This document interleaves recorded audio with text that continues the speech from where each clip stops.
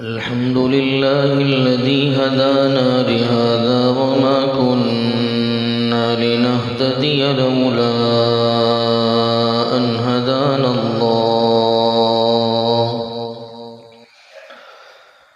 نشهد أن لا إله إلا الله وحده لا شريك له ونشهد أن سيدنا وسندنا ونبينا ومولانا محمدا عبد الله ورسوله أما بعد فأعوذ بالله من الشيطان الرجيم بسم الله الرحمن الرحيم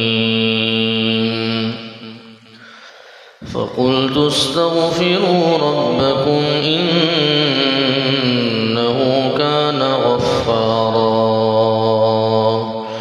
وقال رسول الله صلى الله عليه وسلم التائب من الذنب كمن لا ذنب له أو كما قال النبي صلى الله عليه وسلم صدق الله مولانا العظيم وصدق رسوله النبي الكريم ونحن على ذلك لمن الشاهدين والشاكرين والحمد لله رب العالمين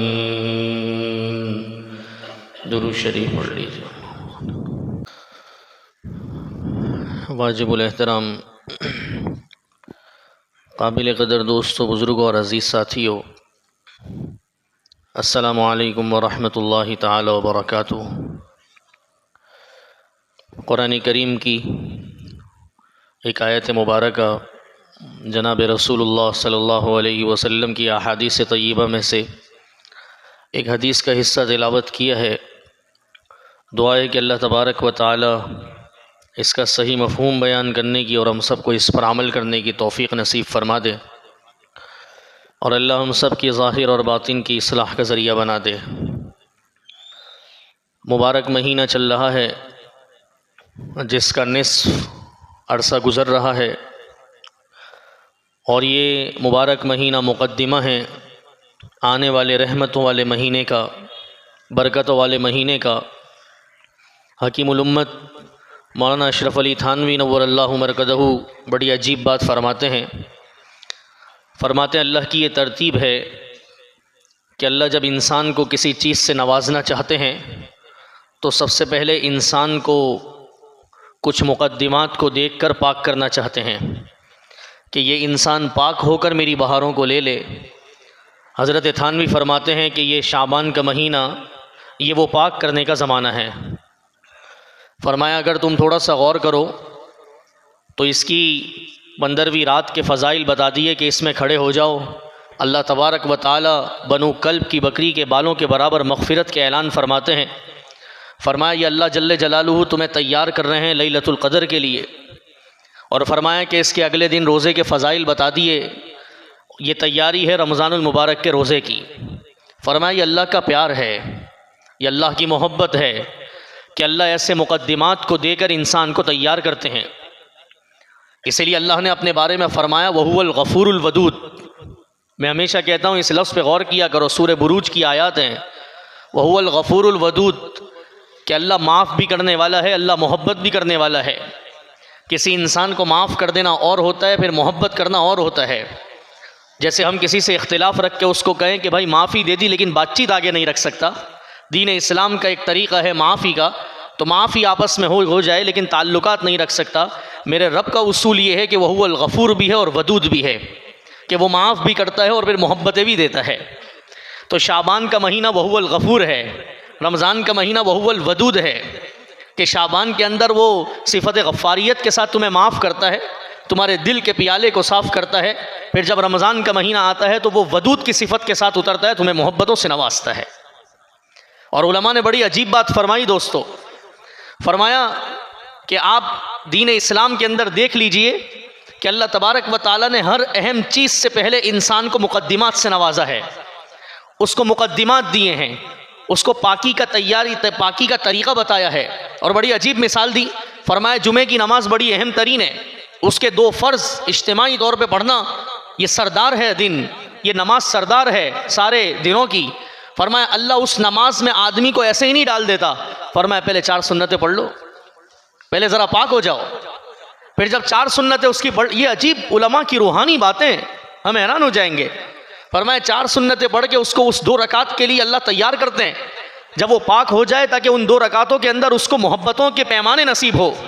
जब वो 4 रकातें पढ़ लेता है फिर 2 रकात पढ़ता है तो हो सकता है उसमें कोई कमज़ोरी हो जाए, अल्लाह आगे पीछे मुकद्दिमात को जोड़ देते हैं कि पहली 4 रकात पढ़ के तू तैयार हुआ सफाई की मेरी मोहब्बत के लिए, फिर 2 रकात पढ़ के तूने मोहब्बत ली, अगर मेरी मोहब्बत में कुछ कमी हो गई हो तो बाद में सुन्नतें पढ़ ले, उसकी तकमील कर दूंगा। ये अल्लाह के निज़ाम है, ये अल्लाह के उसूल है। इसीलिए उलमा आरिफीन ने बड़ी अजीब बात लिखी। फरमाया कि जो आदमी हरमैन शरीफैन का सफ़र करे, बहुत काम की बात है दोस्तों, फरमाया जो आदमी हरमैन शरीफैन का सफ़र करे और जाने से पहले अपने दिल के प्याले को पाक ना करे, वो अल्लाह की रहमतों को नहीं समेट सकता वहाँ जाके। फरमाया उसको पहले दिल के प्याले को खाली करना पड़ेगा। का नुकसान क्या होगा अगर वहाँ जाके खाली कर ले, वहाँ जाके माफ़ियाँ कर ले, बैतुल्लाह के गिलाफ को पकड़ के अल्लाह से रुजू कर ले, कर सकता है, इनकार नहीं। उलमा भी उलमा हैं, अल्लाह के आरिफ भी अल्लाह के आरिफ है। फरमाया नुकसान ये होगा कि वहाँ जाके जितना वक्त सफाई में लगाएगा तो उसके बाद अल्लाह की मोहब्बत के पैमानों को लाने का वक्त नहीं रहेगा और वहाँ से रुखसत हो जाएगा। फरमाया दिल के प्याले को साफ करके जाए। इसीलिए अल्लाह ने इसके लिए फरमाया फ़क़ुल्तु अस्तग़फ़िरू रब्बकुम इन्नहु कान गफ़्फ़ारा, कि इस्तिग़फ़ार करके जाओ, यहाँ से दिल को साफ करके जाओ, दिल के प्यालों को धो कर जाओ, सारा निकाल के जाओ। जैसे ही बैतुल्लाह पे नज़र पड़े अल्लाह की जलालत, अल्लाह के जमाल का सारे अनवारात तुम्हारे दिल के अंदर उतर जाए। कमाल तो ये है, कमाल तो ये है।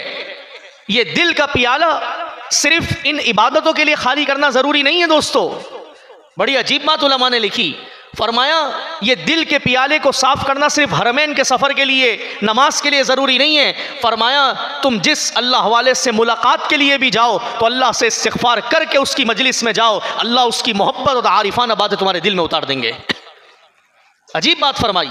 आज हमारे लोगों का ये शिकवा होता है कि मैं इतनी उलमा की मजलिस में बैठता हूँ, मैं इतना उनके साथ रहता हूँ, मेरे दिल को बदलने को टाइम लग रहा है, मेरा दिल बदलता नहीं। इसका जवाब मेरे दोस्तों ये है कि तुम प्याला खाली करके उनकी मजलिस के अंदर जाओ, तुम उस मजलिस के अंदर इस्तिग़फ़ार के साथ जाओ, अपने आप को धो कर जाओ, अपने आप को तैयार करके जाओ। वहाँ तो जलवे लेने का वक्त है, वहाँ तो अनवारात लेने का वक्त है, वहाँ तो जमाल लेने का वक्त है। ये धोना करना तो पहले होना चाहिए। तो फरमाया अल्लाह ने ये शाबान का महीना धोने के लिए नसीब किया है कि धुल के मेरे पास आ जाओ। रमज़ान में जितना वक्त अपने आप को धोने में लगा दोगे तो मेरी मारिफत का रहमत वाला अशरा निकल जाएगा, मग़फ़िरत का अशरा निकल जाएगा, जहन्नम से छुटकारे का अशरा निकल जाएगा। इसकी सफाई के लिए तुम्हें कोई वक्त निकालने की ज़रूरत नहीं है। मैंने शाबान के महीने को बनाया ही सफाई के लिए है। इसीलिए अम्मा आयशा सिद्दीक़ा रज़ी अल्लाह ताला अन्हा फरमाया करती थी कि जनाब रसूलुल्लाह सल्लल्लाहु अलैहि वसल्लम फरमाते थे कि लोग शाबान के महीने को समझे नहीं है, लोग शाबान के महीने को समझे नहीं है। हदीस के अल्फाज का मफ़हूम इस तरह है, रिवायात को जमा करके उलमा ने फरमाया कैसे नहीं समझे। फरमाया ये तो रमज़ान की तैयारी का वक्त है। और अम्मा आयशा फरमाती हैं कि मैंने अपने महबूब को इतने कसरत से रोज़े रखते हुए किसी और महीने के अंदर नहीं देखा। फरमाया या रसूल अल्लाह आप तो रहमतुल लिल आलमीन हैं, आप तो काफ़तल लिन्नास बशीरन व नज़ीरा हैं, आप क्यों रोज़े रख रहे हैं? आगे रमज़ान आ रहा है। फरमाया कि मैं इसलिए रोज़े रख रहा हूँ, ये महीना मामूली महीना नहीं है, इस महीने के अंदर अल्लाह तबारक व ताला पूरे साल का हिसाब किताब जमा करते हैं, पूरे साल का हिसाब किताब दिया जाता है। यहाँ से जिसकी रुखसती होती है उसका नाम लिखा जाता है, जिसकी आमद होती है उसका नाम लिखा जाता है। मेरे नबी फरमा रहे हैं, वजह कायनात फरमा रहे हैं, रहमतुल लिल आलमीन फरमा रहे हैं, अगले पिछले जिनके गुनाहों की माफ़ी है वो फरमा रहे हैं कि मैं इसलिए रोज़े रख रहा हूँ जब मेरा हिसाब किताब अल्लाह के सामने पेश हो तो मैं हालत रोज़े में हूँ, अल्लाह ताला इसको देख के जो है वो मग़फ़िरत के ऐलान फरमा दे, मेरे रोज़े की हालत में मेरा अमाल नामा चला जाए। इतना मुबारक महीना है, लेने की ज़रूरत है, मुकद्दिमा बनाने की ज़रूरत है। मेरे दोस्तों बहुत सारे लोगों का रमज़ान आ रहा है, गुजर रहा है, वो ये मुकद्दिमों की कदर नहीं करते, इन रातों को उठने की हरकत पैदा नहीं करते अपने अंदर, इस महीने के अंदर रोजे रखने की आदत नहीं डालते, एक दो तो रोजे रख लो, 3-4 रोजे रख लो, ताकि रमजान के महीने में हशाश और बशाश होकर तुम रोजे की कसरत करो और अल्लाह तुम्हें माफ करे। ये जिंदगी दुनिया के लिए नहीं है दोस्तों, यह आखिरत के लिए है। अल्लाह ने इस जिस्म को इतना बेकार नहीं बनाया, अल्लाह ने हमें हाथ पांव देकर इतना बेकार नहीं बनाया। समझो अपनी कदर को। वलक़द कर्रमना बनी आदम, अल्लाह ने बनी आदम को इज्जत दी है। आपको जानवर पर अल्लाह ने इज्जत दी है, आपको चरिंद परिंद पर अल्लाह ने इज्जत दी है, आपको समंदरी जानवरों पर अल्लाह ने इज्जत दी है कि इंसान की इतनी शराफत और करामत है कि इंसान से बड़ी कोई मखलूक नहीं। फजीलत दी है, लक़द खलक़नल इंसान फ़ी अहसनि तक़वीम। आप तो फजीलत वाले हो, आप तो अल्लाह को मनाने वाले लोग हो। हिसाब किताब में करते हो, हिसाब किताब के अंदर मुकद्दिमात चलाते हो कि अगला, मैंने पिछले जुमे भी अर्ज किया था कि अगला महीना सीजन का है, उसकी तैयारी उस वक्त नहीं करनी, माल पहले से तैयार करना है। तो यहां क्यों ऐसा मामला है? यहां क्यों नाइंसाफी है? क्यों अल्लाह से मोहब्बत नहीं करना चाहते? कुर्ब क़यामत है, लोगों की रुखसतियों का वक्त चल रहा है, कोई जा रहा है, कोई कैसे जा रहा है, हादसात या अमवात चल रही हैं। क्यों अल्लाह के सामने ऐसे पेश होना चाहते हो कि हमारा जो है बर्बाद हो जाए, हमारी आखिरत खराब हो जाए? ये धुलने का वक्त है, और धुलने का सबसे बड़ा तरीका इस्तिग़फ़ार है। इस महीने को इस्तिग़फ़ार के अंदर लगाओ। और अल्लाह ने बड़ी अजीब बात कुरान में फरमाई, वानिस्तग़फ़िरू रब्बकुम सुम्मा तूबू इलैहि युमत्तिअकुम मताअन हसना। सुभान अल्लाह, फरमाया इस्तिग़फ़ार करो, अपने अल्लाह से इस्तिग़फ़ार करो, माफ़ी मांगो अल्लाह से, फिर उसकी तरफ रुजू करो, उससे ताल्लुक़ बनाओ। युमत्तिअकुम मताअन हसना, तुम्हें मताए हसना अता करेंगे अल्लाह। मताए हसना क्या है? अब उलमा की ज़रूरत पड़ी, इस्तिग़फ़ार करो तो मताए हसना मिलेगा। भाई क्या है मताए हसना?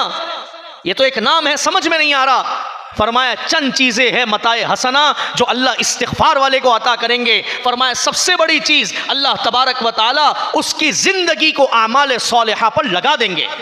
युमत्तिअकुम मताअन हसना। और पाकिस्तान के एक बहुत बड़े आलिम हजरत डॉक्टर अशाह जलील अहमद अख़ून साहब दामत बरकातुहुल आलिया ने बड़ा अजीब नुक्ता फरमाया। फरमाया देखो, युमत्तिअकुम मताअन हसना, अल्लाह ने फरमाया कि पहला इनाम उसको ये देंगे, उसकी जिंदगी आमाल सालिहा पर लगा देंगे, ये इनाम है। फरमाया दोस्तों, इससे समझो कि जिसकी जिंदगी आमाल सालिहा वाली नहीं है, वो जिंदगी नहीं है, वो जिंदगी नहीं है। वो एक 2 पांव वाला एक मखलूक है जो अपनी जिंदगी गुजार रही है, कमाल जिंदगी उसकी नहीं है। जिंदगी तो उसकी कमाल की है जो युमत्तिअकुम मताअन हसना, जिसको अल्लाह ने अमाल पे लगा दिया कि वो अमाल सालिहा वाला हो। समझ लो, जान लो, जिसकी जिंदगी के अंदर अमाल सालिहा नहीं है, वो जिंदगी बराए जिंदगी है। और फरमाया दूसरा, अल्लाह उसको इनाम अता करेंगे इस्तिग़फ़ार पर कि अल्लाह तबारक व तआला उसकी उम्र को दराज कर देंगे। ये अल्लाह के हाथ में, उसकी उम्र को दराज कर देंगे। ये कुरान से नुकात निकाल रहे हैं हमारे उलमा कि युमत्तिअकुम मताअन हसना, अल्लाह उसको क्या तू मता देगा? जिसकी जिंदगी आमाल सालिहा पर आ जाए, बताओ मुझे, उसको किसी और चीज की जरूरत होगी? उसको देख कर लोग कलमा पढ़ेंगे, देख कर उसका उठना बैठना लोगों के लिए अजर बन जाएगा, लोगों के लिए नमूना बन जाएगा कि कैसे उठ रहा है और कैसे बैठ रहा है। फरमा अल्लाह उसकी उम्र को दराज कर देंगे, उम्र में बरकत नसीब फरमाएंगे, जो कि नबी ने भी दुआ मांगी है, बारिक लना फी रजब व शाबान व बल्लिगना रमज़ान। और फरमाया तीसरा इनाम अल्लाह उसको इस्तिग़फ़ार पर अता करेंगे। फरमाया अल्लाह तबारक व तआला उसकी रोज़ी के अंदर अजीब बरकत नसीब फरमा देंगे। बहुत मरतबा ये जुमला कह चुका हूँ, यकीन करो आज 99% लोगों की परेशानी ये रिस्क है, रिस्क। और रिस्क का वादा अल्लाह ने इस्तिग़फ़ार पर किया है। इसीलिए हमारे एक आलिम ने अपनी किताब में अजीब बात लिखी, फरमाया कि अभी हाल ही में अरब ममालिक के अंदर एक बंदा बड़ा गरीब था, अल्लाह ने उसके कारोबार को चमका दिया, उसके 4 चांद लग गए, अल्लाह ने उसको रोज़ी अता कर दी। लोग उसके पास पहुँचे और पहुँचने के बाद पूछा कि क्या हुआ, हालात कैसे बदले, हमें भी वो तरीक़ा बताओ, हमें भी वो अंदाज़ बताओ। फरमाया कोई तरीक़ा नहीं, कोई वजीफ़ा नहीं, कोई अंदाज़ नहीं। मैं एक आलिम की मजलिस में बैठा था, उन्होंने फरमाया फ़क़ुल्तु अस्तग़फ़िरू रब्बकुम इन्नहु कान गफ़्फ़ारा युरसिलिस समा अलैकुम मिदरारा व युमदिदकुम बिअमवालिन व बनीन। जब मैंने ये सुना कि अल्लाह इस्तिग़फ़ार से रिस्क में बरकत देता है, अल्लाह इस्तिग़फ़ार से गुनाहों को माफ़ कर देता है, मैंने अपना ओढ़ना बिछोना इस्तिग़फ़ार को बना लिया। हर वक्त अल्लाह से माफ़ी मांगता था, हर वक्त अमाल में लगा रहता था। अल्लाह ने दिनों के अंदर इन हालात को बदल दिया। ये इस्तिग़फ़ार का महीना है। करो अपने दिलों के प्यालों को साफ, तो अल्लाह की तजल्ली आएगी। इसलिए मैंने बड़ा अजीब नुक्ता कहा था, उलमा की मजलिस में जाने से पहले भी इस्तिग़फ़ार करके जाया करो, ताकि उनकी मारिफत की बातें तुम्हारे दिल में उतरे। मुबारक महीना है, 15वीं तारीख आ रही है, अल्लाह ने हमें माफ़ करने के लिए दी है। यही मस्जिद है, यही दीवार है, यही ज़मीन है, ये मजमे के अंदर बहुत सारे लोग आज हमारे साथ नहीं है दोस्तों, ये हकीकत है। और आज से चंद साल के बाद इसी जगह पर कोई और होगा और हम नहीं होंगे, ये भी हकीकत है।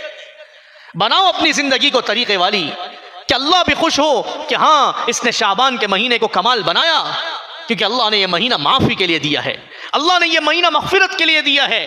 फरमाया कि अल्लाह तबारक व तआला इसकी 15वीं रात को आसमान दुनिया पर उतर कर, मुख्तलिफ रिवायात है, और फरमाया अल्लाह अपनी जलाल शान और अज़मत शान के साथ उतर के सारे लोगों की मग़फ़िरत का ऐलान फरमाते हैं। अल्लाह 100 मरतबा हिफाजत फरमाए, साफ सरी हदीस है, फरमाया चंद लोगों के अलावा अल्लाह सबको माफ़ कर देते हैं।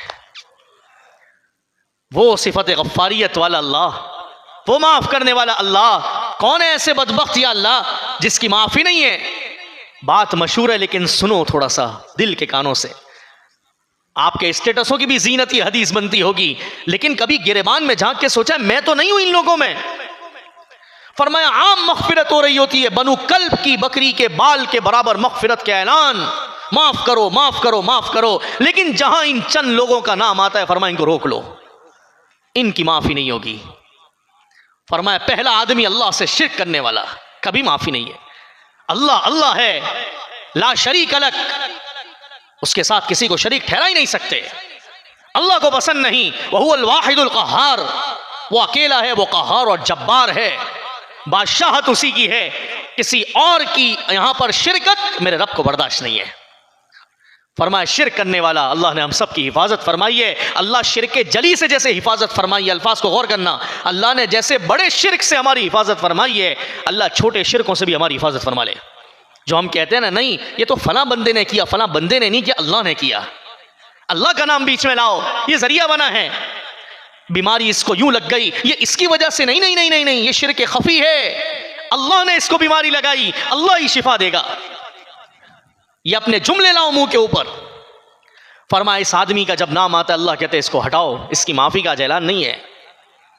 ये तो अल्लाह ने हम सब की हिफाजत फरमाई, लेकिन अगले जो जुमले हैं वो बहुत सोचने के काबिल है। फरमाया दूसरा आदमी जिसको इस रात हटा दिया जाता है, जब ऐलान हो रहे होते हैं इन्नहु कान गफ्फारा, कि इसको भी माफ करो, इसको भी माफ करो, इसको भी माफ करो, मुझ समेत सबको जरूरत है। फरमाया दूसरा आदमी जिसको माफ नहीं किया जाता, अल्लाह अपने जलाल और जमाल को उस पर से हटा लेते हैं, अल्लाह अपनी सिफत गफ्फारियत उससे उठा लेते हैं। फरमाया वो शख्स है जो मुसलमानों के लिए अपने दिल में कीना और बुग़्ज़ रखे है, कि गुस्सा सामने उतार तो नहीं सकता, आसान तारीफ कर रहा हूं बुग़्ज़ और कीने की, सुन लो, कि गुस्सा सामने उतार नहीं सकता, अंदर अंदर उसके लिए गलत बातें सोच रहा है। फरमाया ये मेरी मखलूक के लिए गलत सोच रहा है, सामने बात कर लेनी चाहिए, सामने मामले को हल कर लेना चाहिए, लेकिन अंदर अंदर उसके लिए गलत बातें सोच रहा है। फरमाया इस रात भी इसको ऐसे ही रहने दो जब तक ये अपने दिल को साफ ना करे। फरमाया इसकी भी माफी नहीं होगी आज की रात। पाक करो अपने दिल को। यही मेरे महबूब ने अपने प्यारे बच्चे से फरमाया था कि या बुनैया इन कदरता, तेरी अगर ताकत और कुदरत हो और तू सुबह शाम करे, और तू शाम भी करे और सुबह भी करे, और तुझे अल्लाह ने कुदरत दी हो, सुनो अल्फाज हदीस के, तुझे अल्लाह ने कुदरत दी हो और तू सुबह शाम करे मेरे प्यारे बेटे अनस, और तू शाम करे रात करे, और तेरे को अल्लाह ने सलाहियत और कुदरत दी हो, तो एक काम कर लेना प्यारे बेटे, 10 साल खिदमत के बाद ये नबी निचोड़ निकाल के बता रहे अपने बच्चे को, फरमाया इतना कर लेना कि अपने दिल में किसी मुसलमान के लिए कोई बात मत रखना। क्या होगा? फरमाया प्यारे बच्चे या बुनैया ज़ालिका मिन सुन्नती, ये कुछ और नहीं है, ये मेरी बहुत अजीम सुन्नत है कि अपने दिल को लोगों के लिए साफ कर लेना। क्या करोगे बात को दिल में रख के, क्या करोगे? 70 साल जियोगे उस बात को लेकर, जाना तो मिट्टी के अंदर है, आपको भी और उसको भी। आप ताल्लुकात नहीं रख सकते, इसका शरीयत ने इख्तियार दिया है, लेकिन उसके लिए गलत तो मत सोचो कि उसका कारोबार क्यों इतना अच्छा चल रहा है और मेरा क्यों नहीं चल रहा, वो उसकी क्यों इतनी सारी डील हो रही है मेरी क्यों नहीं हो रही, उसके इतने कस्टमर है मेरे क्यों नहीं है। नहीं नहीं नहीं, इन्नल्लाह वर्रज़्ज़ाक़ ज़ुल क़ुव्वतिल मतीन, ये हमारे हाथ में नहीं है। फरमाया प्यारे बेटे तेरे पास सलाहियत हो तो ऐसा कर लेना।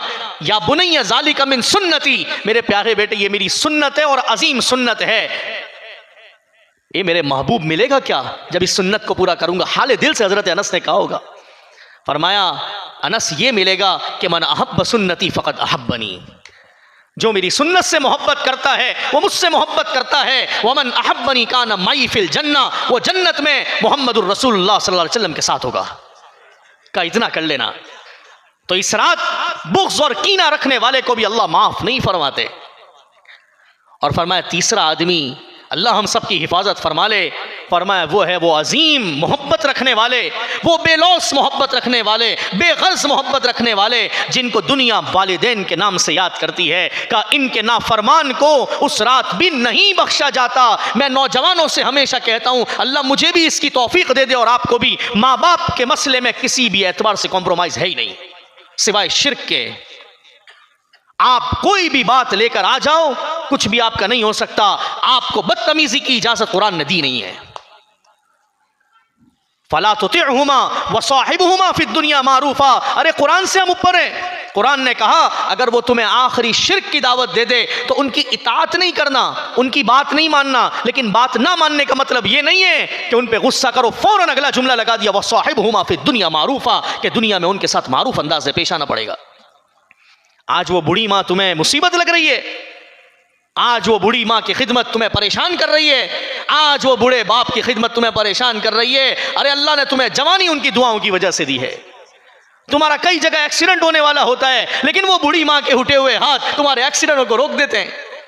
तुम्हें कारोबार में नुकसान होने वाला होता है, लेकिन उसकी रात की आहें, उसके आंसू निकलना तुम्हारे हालात को तब्दील कर देते हैं। तुम्हें क्या पता। इसलिए मेरे महबूब ने फरमाया, जब पूछा अल्लाह के नबी किसका ज्यादा हक है, फरमाया माँ का ज्यादा हक है। किसका ज्यादा हक है? माँ का ज्यादा हक है। किसका ज्यादा हक है? फरमाया 3 मरतबा माँ का ज्यादा हक है, क्योंकि वो तकलीफ भी ऐसी बर्दाश्त करती है।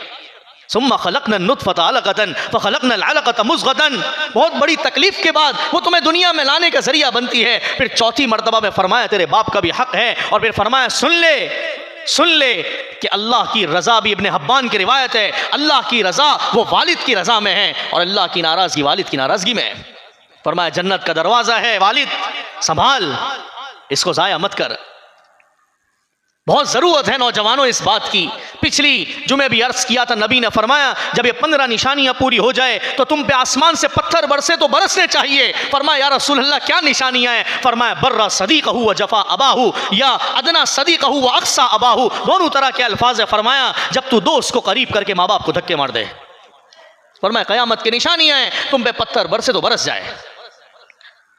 आज उन माँ बाप को हम जाके इतना नहीं पूछते कि आपका क्या हाल है, इतना अपनी जिंदगी के अंदर लग गए। नहीं करो ऐसा।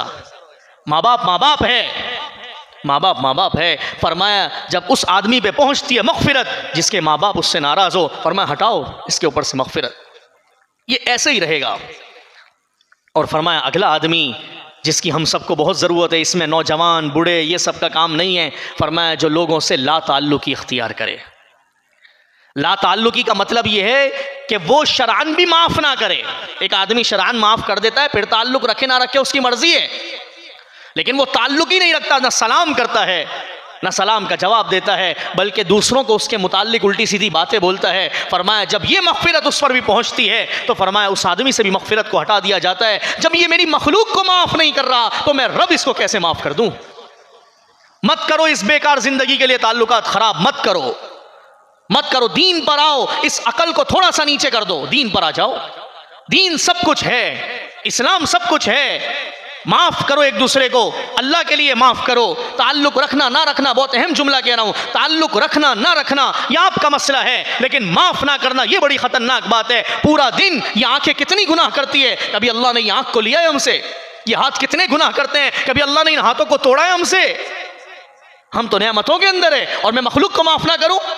बीवी थोड़ा सा गलत काम करे तो उस पर गुस्सा, उसको बातें सुनाते हो, और होटल के अंदर खाना सही ना भी हो तब भी उसकी तारीफ करते हो। ये जुल्म नहीं है, ये जुल्म नहीं है। वो भी किसी की पली हुई बच्ची है, उसके बाप ने भी उसको बड़े आराम और इकराम से रखा है, वो आपकी खिदमत कर रही है। उसके बाप ने कभी उसको गिलास नहीं उठाने दिया। क्या कर रहे हो? वो खिदमत कर रही है और उसका खिदमत का हक है, लेकिन तुम भी थोड़ा ख्याल करो, उस पर हल्का हाथ रखो।